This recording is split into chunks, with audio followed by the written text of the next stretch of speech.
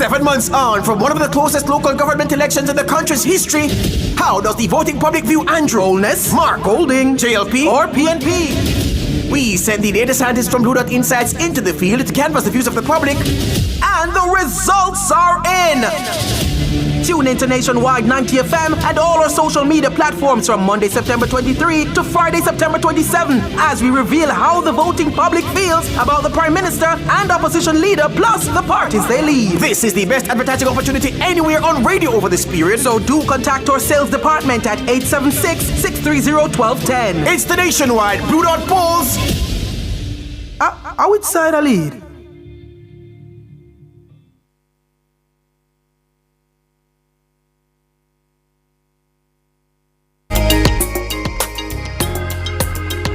The people's champion. Our mission is love. Our vision is love. Jamaicans for justice. The people's champion. Justice, justice for all. Justice under the law. Justice, Jamaica demand. Right to life, right to liberty. Justice, justice for all. Justice under the law. Justice, the people demand. Right to life and security. Oh, what a joy. Oh, what a peace. How great this country could be.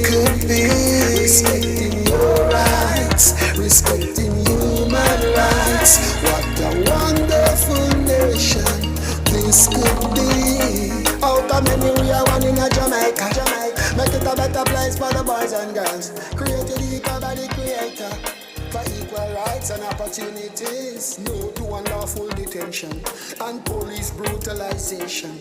Class, gender, race or religion. We not tolerate discrimination. Justice, justice for all. Justice under the law. Justice, Jamaica demand. Right to life, right to liberty. Happy Monday. Welcome to another episode of Let's Start Justice. Jade and I are not in studio this week because of the rainfalls that were expected. It was quite heavy in the morning here in Kingston, Jamaica, but it's looking a little bit cloudy out now, but we are having our show from our offices here at JFJ. My name is Michael Jackson, Executive Director. And I'm Jade Williams, Policy and Advocacy Specialist. No, so exciting topic. Well, it's exciting to me, and I hope the listeners who are joining us via the YouTube platform and Nationwide, JFJ's own YouTube page, social media, and those who are listening via traditional radio. I hope it's going to be exciting for you. We're talking constitutional reform, the road to republic, and today is the first in a series of conversation that we're going to be having on this particular topic. However, this topic for today is going to be focusing on the president and what we want that presidential model to look like as we talk about transitioning from the Governor General. And we're going to be joined by Professor Rosalie Hamilton. So, Jade, you're excited with me on this topic? I am interested. I don't know if I'll say excited, but I'm definitely interested. All right. So the week that was, interest, excitement, it's all welcome. So the week that was that we're going to quickly touch on, it's two things. We have taken note about the Violence Prevention Commission report that was submitted to the Office of the Prime Minister. And if you remember, that particular commission is led by Maureen Sams Vaughan.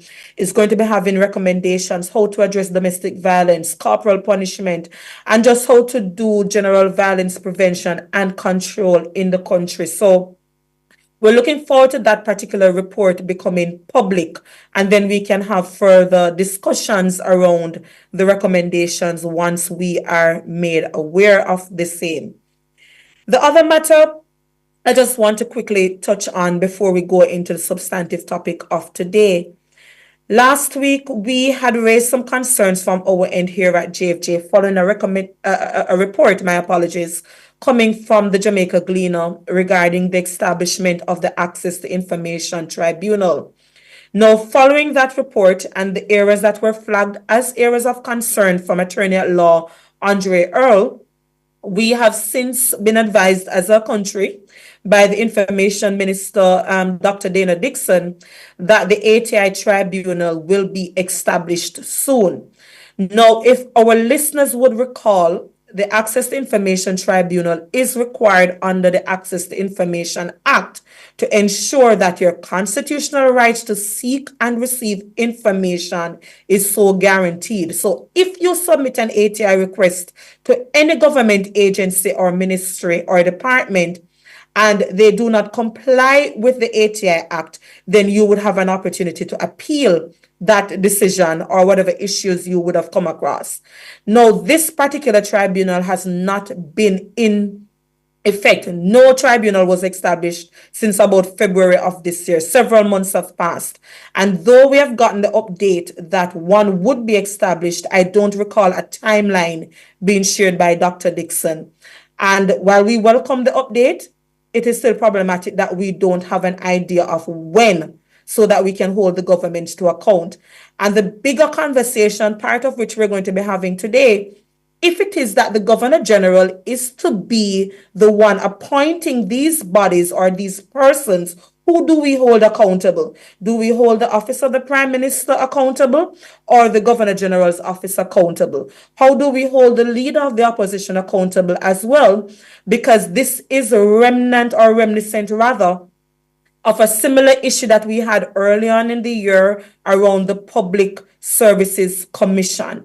If it is that these requirements under the Constitution, under different statutory laws are not being done, who do we hold accountable? Remember, all of these positions that we have mentioned, they have gotten significant increases, I believe some 200%. And if you're paying people, bodies, offices, millions of dollars, who do we hold accountable? Do we say that the office of the contract of the Governor General is ceremonial and therefore we hold the Prime Minister's office accountable? Who do we hold accountable? Food for thought, but it cannot continue where we have these important bodies that need to be established, and then it's not until some media report flag an issue that you're hearing that, oh, this tribunal, the PSC, has not been established. I think we have to be thinking differently about accountability going forward, because certainly as a country, we need to do better.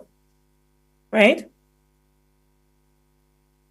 Right. Thank you for that, Mikkel. So I think I can go straight into our right of the day and our trivia question for today.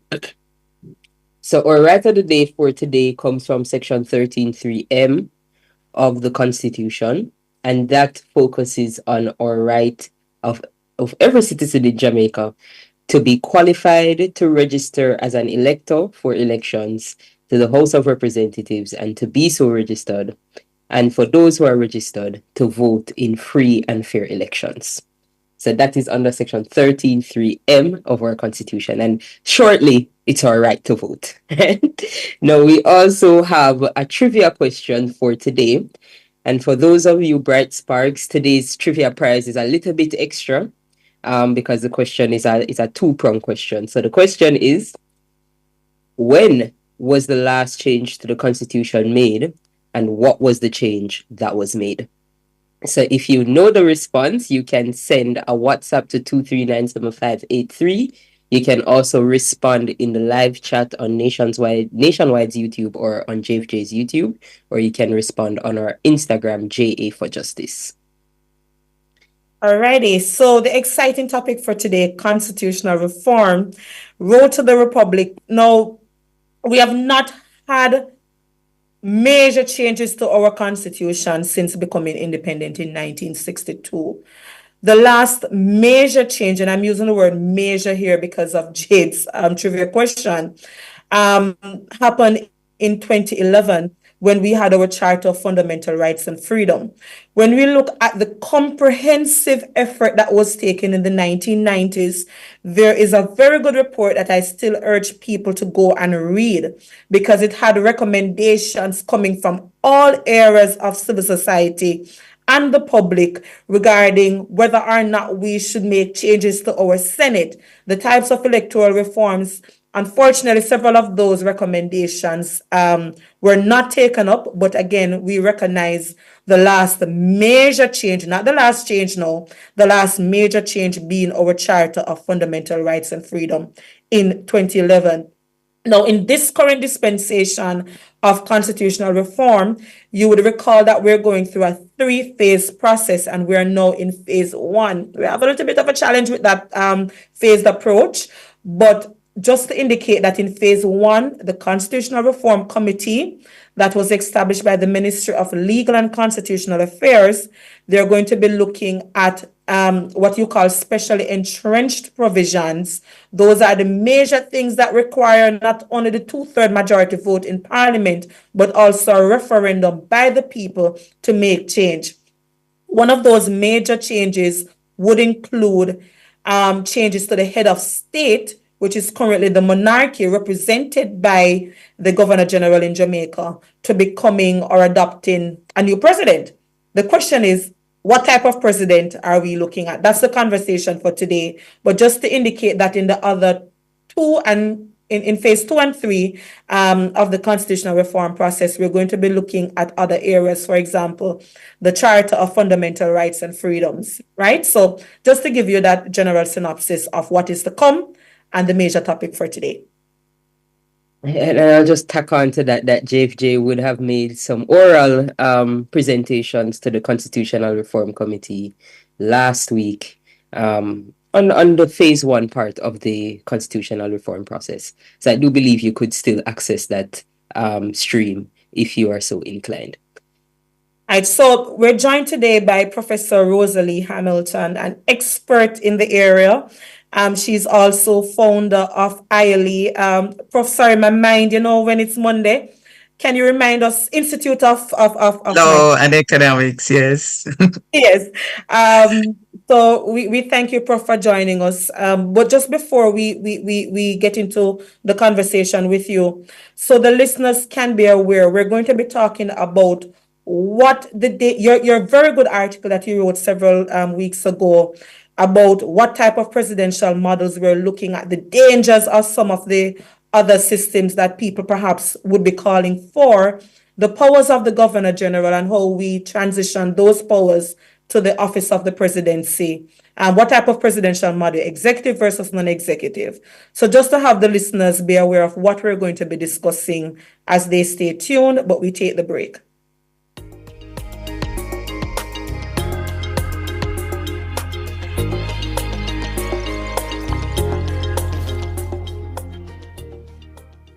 Here's to the early risers, and we are here all-nighters. The go the extra milers, and let's do it until it works. Workers.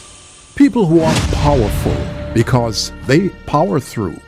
Day after day. Challenge after challenge. You see, true power, it's not something you can buy or collect. It is something that starts on the inside, and you always know it when you see it. Sunshine Snack Peanuts. Proud supporters of the powerful.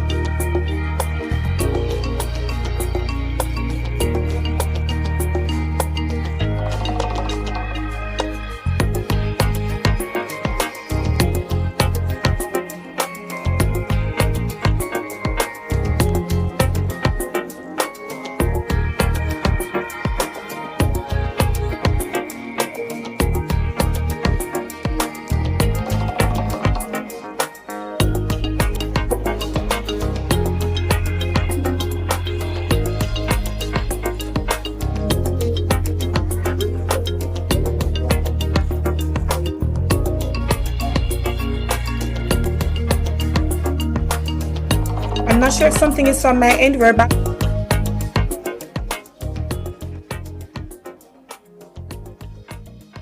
I don't think so, not quite yet.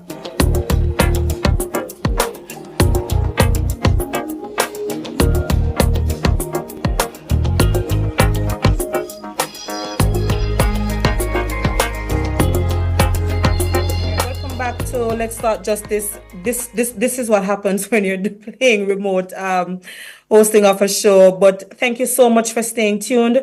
We're discussing the matter of the office of the presidency. So, Prof. Hamilton, I know a lot of people have been clamoring for an executive presidency. So, before we get into the dangers that you cautioned the readers about a couple of weeks ago, what is the difference between an executive presidency and a non-executive president?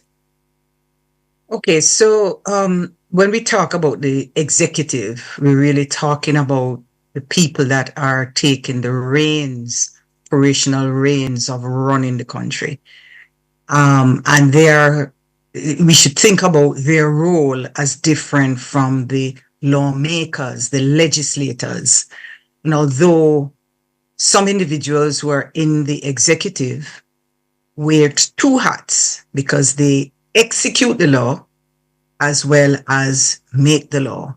And so we want to be clear when we use that term executive, that's what we mean. And so if we're talking about the executive president, we're talking about someone who would be part of the operations of running our country. They are executing the law. And the danger that I try to show in that article is that we have to be very careful that we don't have a president, or in fact, what we now see, which is a prime minister who is not only making the law, but is also executing the law. Mm-hmm. And while in some jurisdictions you can play both roles, there is more careful, both in terms of law and customs, oversight of that executive decision. And I think that's what is missing in our jurisdiction.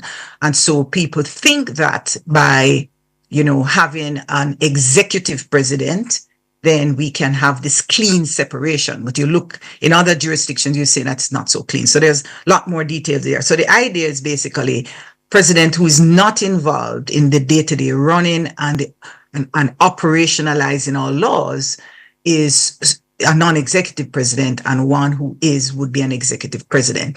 Last point I want to make is that a non-executive president is not the same thing as a ceremonial president. Yes. Because there's a view that, nobody wants a ceremonial president because we shouldn't be paying all this whole heap of money to have someone just goes to ceremonies. We can't afford that. And I understand that sentiment very well. I think the idea of the non-executive president, the roles and responsibilities have to be clarified so as to not to equate the ceremonial functions that any president would engage, whether executive or non-executive for that matter. But there's a kind of leadership ceremonial responsibility, but also responsibility that goes to the running of the country. Yes. Thanks so much for that clarification. And I think the best example of an executive presidential model that people may be more familiar with is the United States, Right. where you see the functions of both head of state is vested and head of government is vested in currently President Biden, formerly before you had President Trump. Versus in the non-executive model, then you would see the difference with those particular functions. So just indicate that the US presidential system is perhaps the one that a lot of people are most familiar with, that we can look at. All right? So I just wanted to quickly follow up on that, because if we are saying then that an executive president has certain responsibilities, and a non-executive president doesn't, I would imagine that the only way that a non-executive president could exist would be ceremonial. So how does a non-executive president end up with powers, and what does that really look like? All right. Well, we can look at our current arrangement. We have a governor general who, in some jurisdictions, as you know, there's simply a shift from the governor general to the president. And it's an easy shift because the roles and responsibilities are similar. A non-executive president tends to undertake similar roles as these governor generals. But in our case, if we have to look very carefully at our rules, because the Constitution does provide that the governor general undertake responsibilities that are in the Constitution. And so while our governor general undertakes, ceremonial functions, swearing in, and so on, there are other kinds of important roles that the governor general plays. And those include, for example, the selection of members of Services Commission, other kinds of actions that can be construed as executive because they influence the running of the country. And so in that sense, the important appointments that are made, these members of the Services Commissions is a good example. And in fact, one could write other functions and roles into the Constitution that can, if you like, give the Governor General work to do, because people see that the conceive of the ceremonial functions as not necessarily work. Yes. So I think one has to be, and that's why people have heard the term hybrid, right? And there is some kind of limited, if you like, executive function, but it's not typically referred to as an executive role, but it is part of what is required to run the country, but also these kinds of roles having to do with, delivering a throne speech and all those kinds of things. A lot of that could go. When you have a president, you certainly won't have a throne speech, and so on. But there are other kinds of functions that goes to the. Before you move on, Prof, I just want the listeners, because I think sometimes when we're conversing, I don't want to take for granted that the listeners all appreciate some of the existing powers of the Governor General and generally appreciate how Parliament operates. So just to quickly add on to some of the points that you raised earlier, when you have commissions of Parliament, bodies that report to Parliament, but they are independent, and you want them to be free from political interference, for example, the Integrity Commission, the Office of the Public Defender, then you would see the Governor General appointing some of these persons within these particular commissions, and then you want to safeguard them from arbitrary termination of appointments, so to speak. So the Governor General would be involved in that process, subject to, for example, a judicial review when you look at the Integrity Commission, because the same bodies that provide a type of oversight, what we call horizontal accountability, you want them to be free from political interference. You have other positions, and you mentioned some of them earlier, but I just want again to add to a few. For example, the Chief Justice and so on, those critical functions that would be appointed by the Governor General. Some of them the Governor General can appoint on his or own discretion, but for the most part, you find that it's upon the advice of the Prime Minister.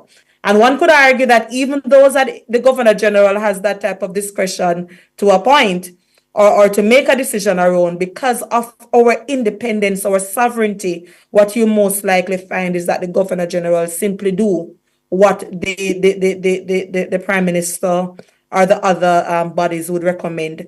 And then importantly, you made mention of the Governor General throne speech. If it becomes the presidential throne speech, that is the opening of Parliament, that sets the tone and the legislative agenda of what Parliament wants to achieve for the year.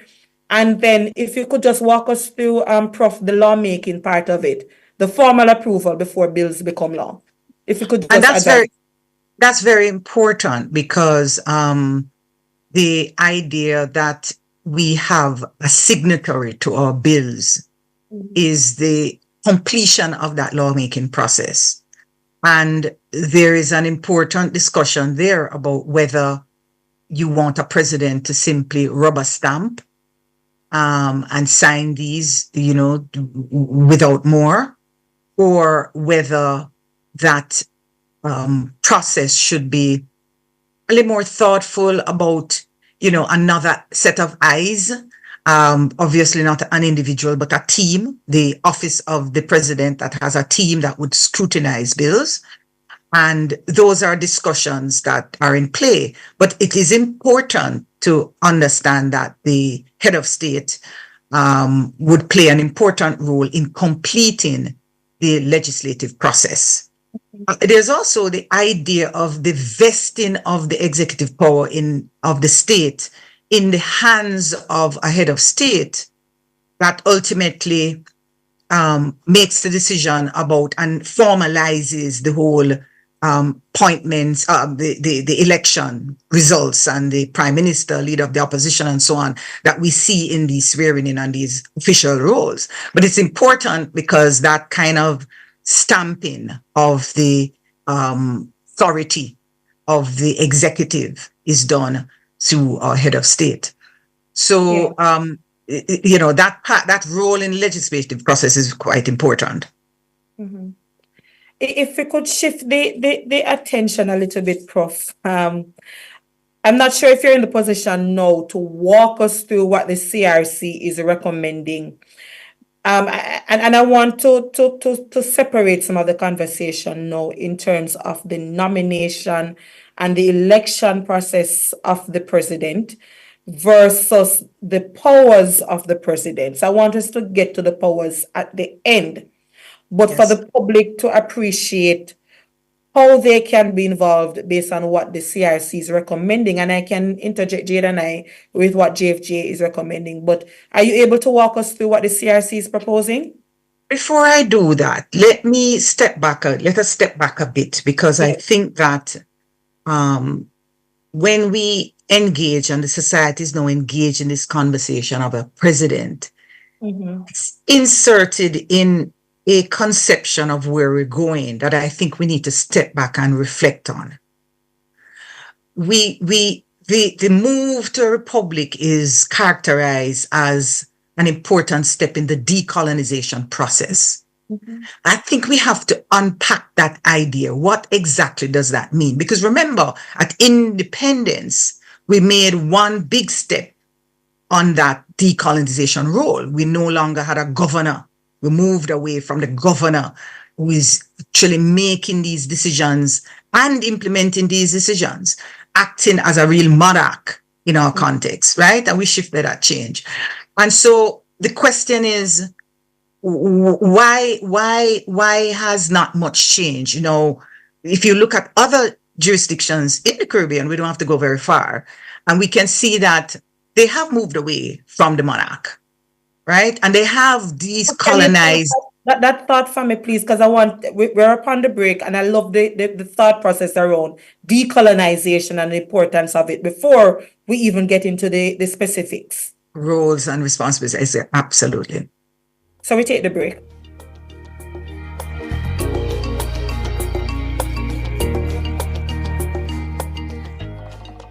At the Jamaica Customs Agency, we care for our employees, customers, stakeholders, citizens, and our country. Customs cares. The temperature by the Jamaica Customs Agency is 31 degrees Celsius in Kingston City and 28 out west in Montego Bay. 7 months on from one of the closest local government elections in the country's history, how does the voting public view Androlness, Mark Golding, JLP, or PNP? We send the data scientists from Blue Dot Insights into the field to canvass the views of the public, and the results are in! Tune into Nationwide 90 FM and all our social media platforms from Monday, September 23 to Friday, September 27, as we reveal how the voting public feels about the Prime Minister and Opposition Leader, plus the parties they lead. This is the best advertising opportunity anywhere on radio over this period, so do contact our sales department at 876-630-1210. It's the Nationwide Blue Dot Polls. I would side a lead. Catch the E-Zone with me, the Stinger Honeybee, alongside Kareem Boy Ting. as we turn up the heat in the street. New show. New vibes. Same us. Same us. Monday to Friday, 3 to 5 p.m. Right here on Nationwide 90 FM. We'll bring you entertainment news. We'll take away your Monday blues. You don't want to miss a week with us. We'll talk health. Well, Jump into the mix. or the hot seat, Don't miss the brain buster. or the crazy giveaways. I mean, is this planet Earth? it? I don't know. Let me check. Either way, it's got a buzz. And a bugger thing. Ow.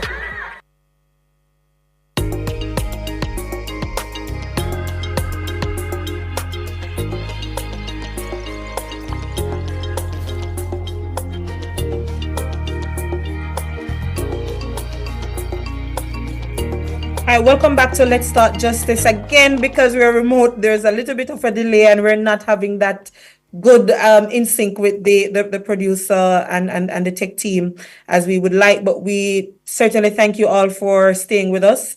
We're discussing the matter of constitutional reform, focusing our agenda on the role of the president and what that office would look like. And Professor Rosalie Hamilton was walking us through I think the importance of decolonization and that ideological mindset of what true independence look like. Prof, over to you. Right. So I was making the point that we use the term, and it's a very aggregated, it's a complex concept, because as I said, we've started that process, it's a incremental. Even before independence, there was that move to, moving away from that whole colonial approach and more self-governance. Now, I think having looked at other countries that have focused on, in this move to republic, moving the monarch as head of state and addressing all these symbols that, reminds of our colonial past, we see today that they're not significantly different than us. They're still having these development challenges and they're still having governance challenges. And so I urge us to step back and ask the question, is the issue simply the symbols of colonization and the important issue of the retention of a head of state in the hereditary form of a monarch? Or is it more than that? Is it Jamaican people want something deeper than what could be seen as these important symbolic moves, as important as they are? And I urge us to think about our 500-year journey here in Jamaica, from the indigenous people before even the British came. It has been struggle for freedom, our fight for self-determination, and the struggles of human rights, right? And so when we think about it through these terms, we see parallels today. Today we talk about improving our standard of living. These bread and butter issues, people are saying, what is the link between all of this constitutional reform and those issues that affect our daily lives? And also, we are concerned about our governance arrangements. We're in the throes of what can be seen as another governance crisis here in Jamaica. And so we are concerned about the structure of government that we've inherited, this kind of top-down dominance. And if we look closely, we can see that we've inherited what I call a kind of constitutional design flaw, where we've perpetuated some of the powers of control that was concentrated in the hands of the governor right over to our prime minister. And the powers that existed in these executive councils that later became the Council of Ministers in our cabinet. Right? So it became a kind of very top-down approach to governance. And so if we think about the decolonization process as including, importantly, the shifting of our governance arrangement and structure in the hands of our people, we're moving power closer to the hands of our people, which is what self-determination is about, right? And it's the essence of the freedom that our people have been struggling with for decades. And if we think about our day-to-day desire to lift our standard of living, right? Our poverty rates have declined. The quality of our lives have declined. And if we think about it in those terms, I think that we can get slightly different outcomes with respect to the focus of our conversation around constitutional reform. If we think about it through those lenses, we can see that, the king is not the biggest problem we have, right? As important as it is to move away from those symbols of the past, oppressive symbols of the past, right? Yes. And so I think when we think about that way, then we have to ask the question, what do we want our new president in a republic to do? Yes. What role, responsibility should that president take on? And therefore, in that context, ask the questions about the method of selecting and appointing that president. So I wanted us to I certainly have come to this discussion in a slightly different way.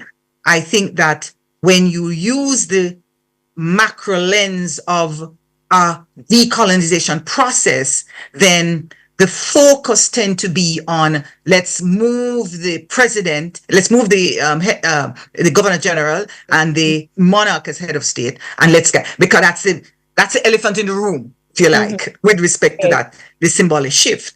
And I think that it takes us away from the fundamental questions that the average Jamaicans are concerned about. Quite frankly, I think it is true to say that most Jamaicans wouldn't care two hoots whether the king is there or not if their standard of living had grown and if we have the rights and freedoms that we want and we have the power to make the decisions that affect our lives. Most people would prefer that. Yes, And while it's not a either or the other, we must have both. I think we need to put this discussion in context. And so when you look at it through those lenses, I think an important question in this conversation is, what exactly do we want our president to do?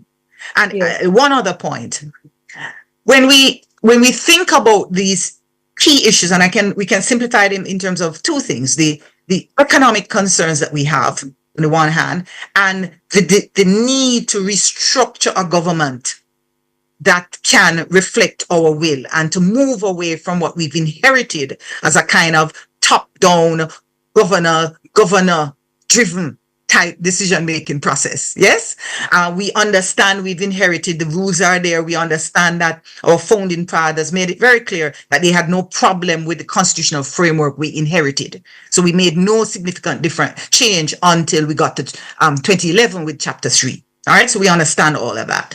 And so question then is, what is this design flaw in our constitution that we inherited that we have to change? And I think we can think about it in two ways. We can think about it in terms of the over-centralization of power in the hands of our prime minister with no adequate oversight, and the absence of power in the hands of our people to make and influence the decisions that affect their lives. Now, if we think about it in those terms, then we can ask ourselves, what is the role of the president in that context? Because it's not simply now a conversation about the role of the president, is it? It really now has to be the role of our legislature. We have to consider the dominance of the executive in the legislature, right? Where we have these kind of cabinet dominance of the legislative procedure and discussion. And have a conversation. No, I'm just explaining to the listeners, agreeing with you, that you would have the cabinet make a decision at cabinet meeting, and you go to the House of Representatives and just say, I'm taking the bill, and then you hear, I love to put not the bench so people can appreciate that that's all that you have going on. And people they were sleeping before, and then when a minister stand up to table a bill, they just knock in support, the backbenchers. Absolutely.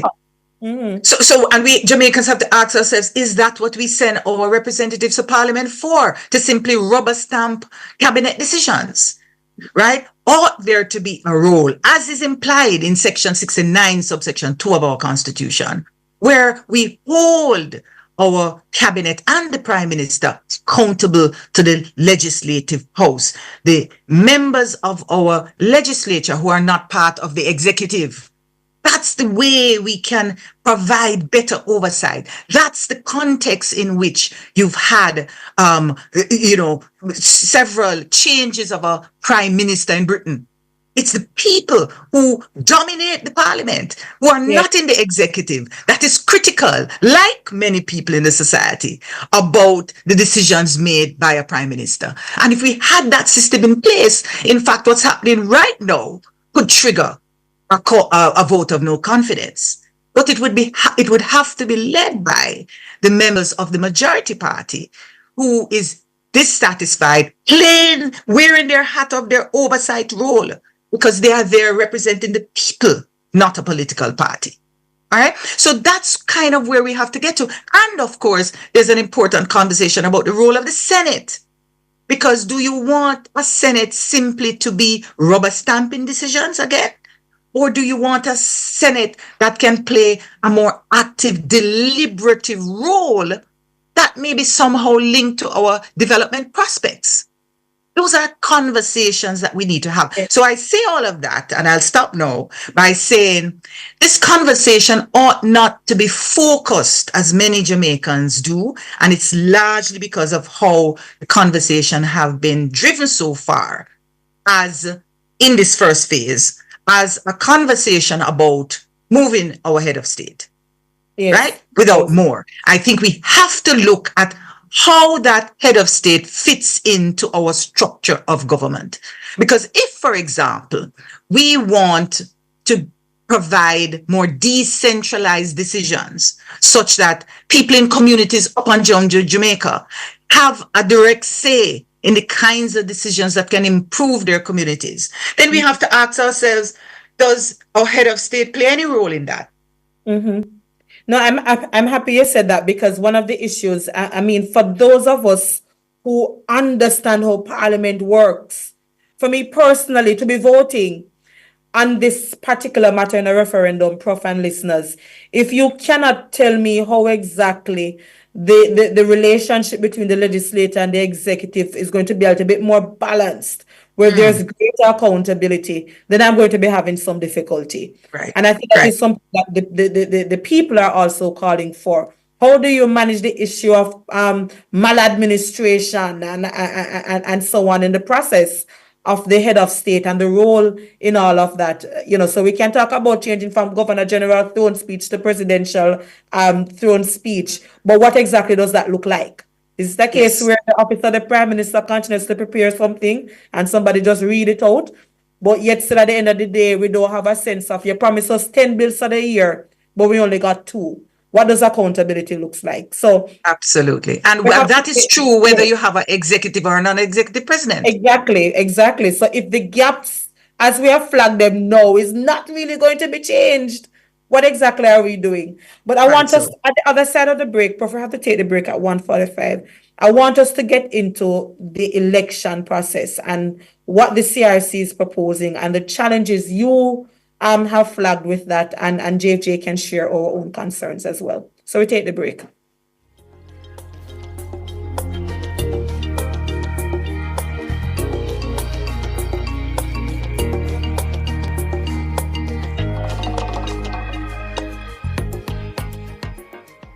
You ever hear Earthquake call and say, "Hello, Miss Lee, yes, it's me, Earthquake, I coming Tuesday around 10? No, sir. Earthquake does arrive unannounced, and when it come, it shake all sense and sensibility out of we. Remain calm, stay inside, and do the DCH. Drop, cover, hold on.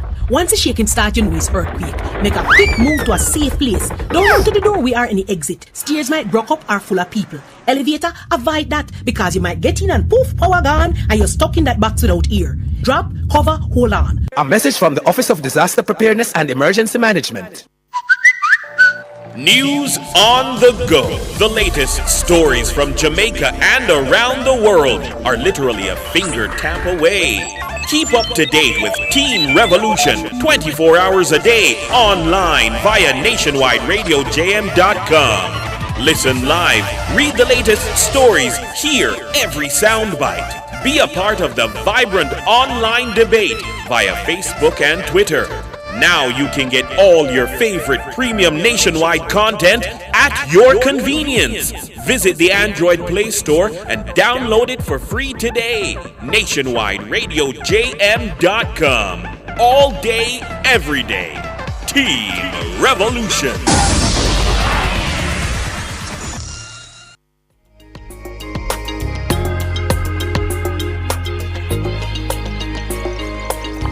right, welcome back to Let's Start Justice. We're joined by Professor Hamilton. Jade, over to you with the nomination process. I don't want to feel, I know we're remote and normally we go off each other's energy, but I don't want to dominate the conversation. So I'll turn over to you to lead through the question. It's perfectly fine. You did start the episode by saying that you were excited about the topic. So I'm sure the listeners can understand your dominance in representing the conversation today. But yes, Prof, we just wanted to have an idea of your thoughts of what that nomination process for the president would look like. We had some thoughts, but we wanted to hear yours as well. Well, based on what I've said, and I mean for the listeners, I think the listeners perhaps are aware that you're talking about a non-elected, non-executive president that would be selected in a kind of two-stage process. The nomination done by the prime minister in consultation with the leader of the opposition, and a joint sitting of both houses, in which each house votes separately by secret ballot, right, and so on. So. Here's the problem I have. First of all of this is being done in the context where there is no change being proposed by the current parliamentary cabinet system of governance. That's the first challenge I have with it. So we're retaining the arrangement in which the prime minister and cabinet dominates these decisions, including the choice of the president, and no mechanisms for effective oversight is involved. And certainly no role for the people to weigh in on that decision, right? So that's the first. And in that context, the discussions about the selection of the president is, again, more of the same, where we see that a president could choose someone that is not going to challenge and is, whether or not we keep these quote unquote discretionary elements in the Constitution or not. Sorry? I think you meant Prime Minister there. All right, I meant the Prime Minister, right. So whether or not they would keep those kinds of options, the point would be that the Prime Minister would clearly have his or her way. And importantly, the role of the Senate would essentially be the same. And I think that a more thoughtful approach to selection of a non-executive president could utilize the role of the Senate as an elected body in which the representatives of the people in that house that we can move to become an elected body makes the final decision on a president. Okay? So it moves it out of the hands of the prime minister and puts it in a body that ultimately has a role to play with respect to the selection of a president. Those are options. And I think that in the absence of us looking again at the way our government is currently structured and the roles and responsibilities of our executive, the legislature, and the Senate, then we are not really fixing the problem that we have, which is the over-centralization of power in the hands of a prime minister and the sense of the voice of the people in decision making and in decisions like the selection of a president. And Prof, I know because we have been challenged here at JFG on this, let me be very clear. Yes. Why are we supporting a non-executive president? We have been challenged at our town hall. And we have also been challenged on what we are also proposing, that we don't want a direct election of the president by the people, because it's a balance with the people's representation versus recognizing political realities. So just to articulate for the listeners, for JFJ's view here, that we want the people to be involved. We support the principle of legitimacy, but our fears include this. If we have a president that will be elected by the people, it means that you're going to have to be doing some form of campaigning. And if you're going to be doing some form of campaigning, then more than likely, then you're going to be seeing a president becoming or possibly being seen as political. So let me clarify, again, from JFJ's perspective. Because of what we were proposing the president's powers to entail, we wanted to balance it. We want a president that, yes, respect parliamentary sovereignty and independence, because we vote for our parliamentarians, but you want somebody who can look at a bill. For example, the conversations happening, let me not use that bill as an example. The political ombudsman bill recently that was put forward. You want somebody, rather than just signing off on it, say, hold on there. What is the implications of this? Yes, Parliament is there as the elected body that is responsible, but is there the possibility of any unconstitutionality of it? What is the people saying? What are the people saying about this before they sign off? Not that they can hold it up, but perhaps a little bit of a review. So when we have those types of powers that JFJ was proposing and what we have seen in other jurisdictions, we said, let's wait. Direct election for legitimacy, or do we have a broadened representation of who signs off on this president? But to be absolutely clear, we agree with Prof that you do not want that centralized power in the hands of the Prime Minister. Because what is being proposed now, Prof and listeners, is that when you look at the two-tiered system, the Prime Minister will always get his or her selection, which is the challenge that we're having. Right. So I just wanted to put that in context as we keep the conversation. Yes, and I think the proposal that you're suggesting, again, I suggest is going to also face challenges without those other changes. Yes. Because we have to put those arrangements in place for the checks, the oversight. Look again at the size of our cabinet relative to the non-executive members in the legislature. Those kinds of things have to be put in place. Importantly, put in place the decentralized structures that give voice to the Jamaican people in their communities across Jamaica. I think it is when we have those things in place, I think the country could be ready for this discussion about executive versus non-executive. Because when I listen to people talk about this executive president, I think there's a lot of wishful thinking about what it will yield. Yes. And I want to say it that way because the challenges are there in front of us. We can see it. We have to tackle the kind of dictatorial powers that we all have grown up on. This is not a simple matter. It's in the DNA of our Constitution. It was there in the 1961 conversations where in Parliament, parliamentarians were talking about this awesome power in the hands of the Prime Minister. And so we have 2 minutes. So I wanted to bring something out because having read the CRC's report, it's very clear that there will be no electoral reform unless they're willing to say that what they're proposing in phase 1, they are willing to make changes when they get to phase 2, which was a challenge we warned them about with having that phased approach. Because if you read the report, the cabinet structure remains as is. Absolutely. And I think there are even some dangers to what they're proposing but we don't have the time to fully get into it. But one of the things that was very clear, Prof, that I want to flag, we have the conversation about the powers of the Governor General now and whether or not the powers of the president would simply transition. That was what the report suggested. There was only a little part of it that suggested that, guess what? Then the administration of governance may change. But that is a very broad statement. But when you look at another section of the report, it says that the powers of the Governor General will transition to the president. However, when JJ was doing our presentation, the CRC, when we were making recommendation, they said, oh, where you get that from?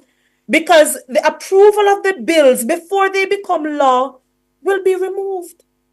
So you find that the powers of the president will actually be less than the powers of the Governor General. So how do we balance that in a minute, Prof? Yeah, from your well, perspective. again, I can't say I can speak for the thinking behind the CRC report.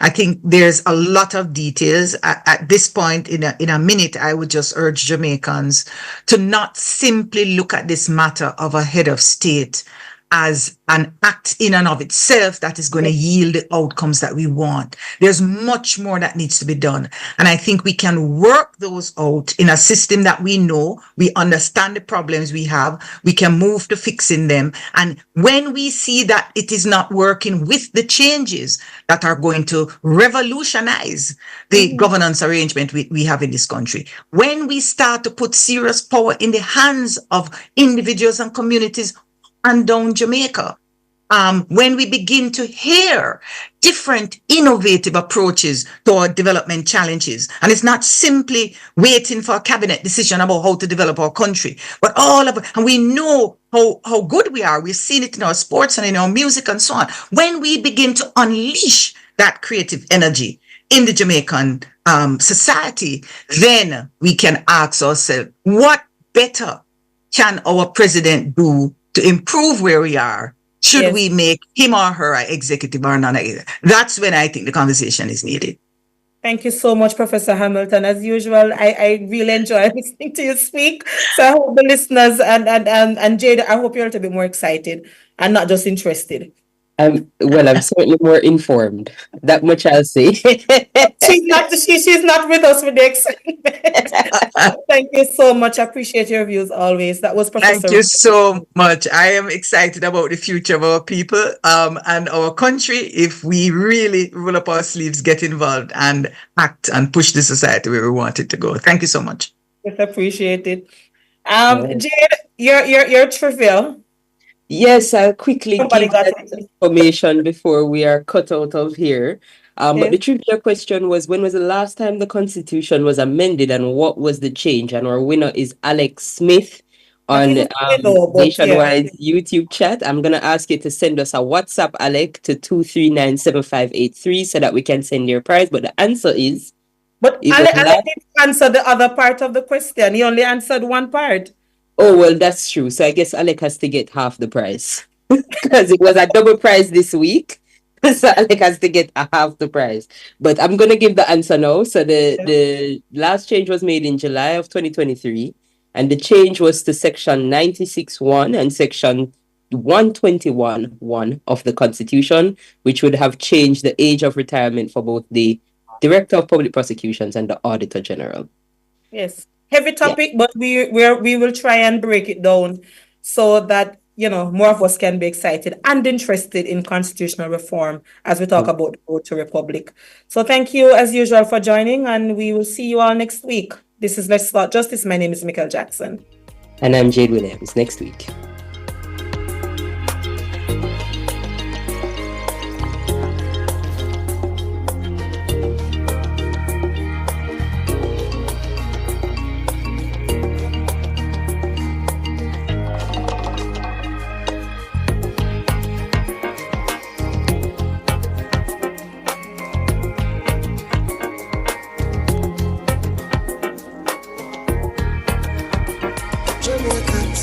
Justice, the people's champion. Justice for all. Justice under the law. Justice, Jamaica demand. Right to life, right to liberty. Out of many we are one in a Jamaica. Make it a better place for the boys and girls. Created equal by the creator. For equal rights and opportunities. No to unlawful detention and police brutalization. Class, gender, race, or religion. We not tolerate discrimination. To join the fight against injustice, contact us at 755-4524 or JamaicансForJustice.org. The people's champion. JP said Mary's banana chips. 20% more chips in the banana left on ground. The time by JP said Mary's banana chips is 2 minutes past 2. The latest result from the nationwide Blue Dot polls powered by Total Tools are in. What do the results say about Holness's standings as Prime Minister?